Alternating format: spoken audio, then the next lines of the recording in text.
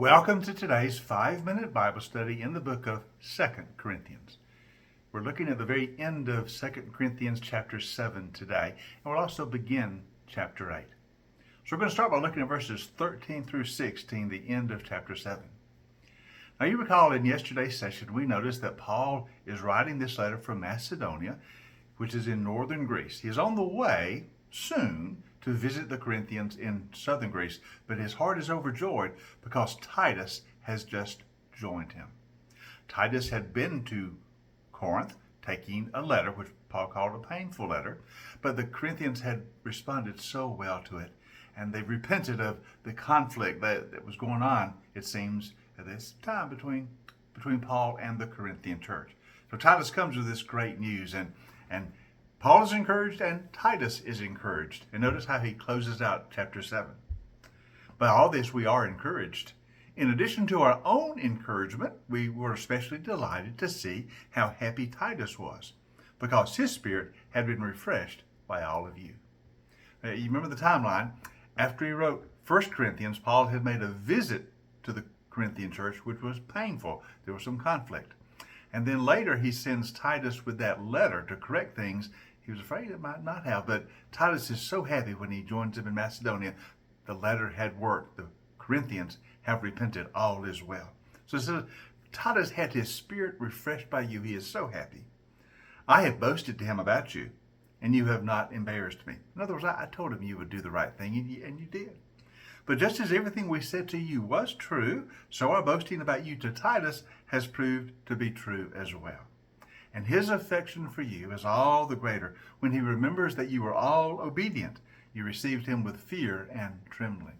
You know, that obedience was in regard to what Paul had instructed in that letter. I am glad I can have complete confidence in you. Paul is basically bragging on the Corinthians a little bit. You know, we had some conflict in the past, but I knew you, and I knew when you received the letter Titus brought, you would do the right thing, and they did.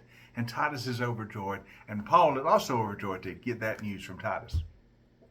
Now, interestingly enough, it's still a little time before Paul himself can go to Corinth, so he sends Titus back. As a matter of fact, we're going to see that Titus is the one returning to them carrying this letter of 2 Corinthians. And that's what he says in chapter 8. So now, brothers and sisters, we want you to know about the grace God has given the Macedonian churches, which is where Paul is at right at the moment. In the midst of a very severe trial, their overflowing joy and their extreme poverty welled up in rich generosity. For I testify they gave as much as they were able, and even beyond their abilities, entirely on their own. They urgently pleaded with us for the privilege of sharing in this service to the Lord's people. And they exceeded our expectations. They gave themselves first of all to the Lord, and then by the will of God also to us. So he urged Titus, just as he had earlier made a beginning, to bring you to completion of this act of grace on your part. Since you excel in everything, in faith and in speech and in knowledge and in complete earnestness, and in your love we've kindled in you, see also that you excel in this grace of giving. So Titus is returning to the Corinthians, carrying this letter, and he also wants them to complete their act of giving. He's talking about giving for the work of the Lord. Now what's going on here? Paul makes reference to the churches in Macedonia and how much they had given in whatever this collection was. Now we know from other places, in the book of Acts and some of other Paul's letters, that Paul was undertaking a collection for the churches in Judea, in Jerusalem and the area all around Jerusalem, that is Judea. They were undergoing a very difficult time. There had been some hard times there, famine in the land. The churches were suffering financially. And so Paul was encouraging his churches in the Gentile world, that is in Greece and in Asia Minor, the churches he had founded on his missionary journeys. He is encouraging them to take up a collection, an offering that they will send to help the church in Jerusalem and in Judea.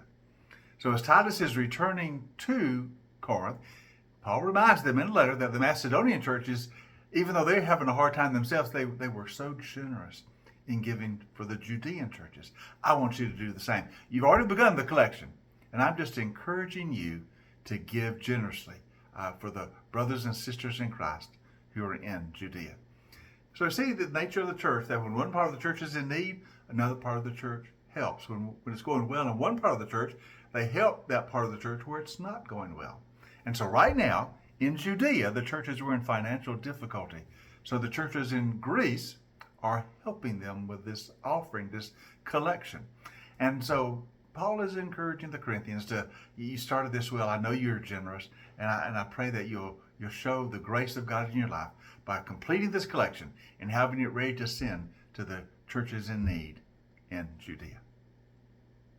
A little bit more to say about this, and we'll look at it tomorrow as we kind of wrap up chapter 8. For the latter half of chapter 8, he talks about this collection and about why it is that we as Christians give to help other Christians when they're in need. The nature of giving and the grace of giving is on Paul's mind. But join us tomorrow as we continue our 5-minute Bible study in the book of 2 Corinthians.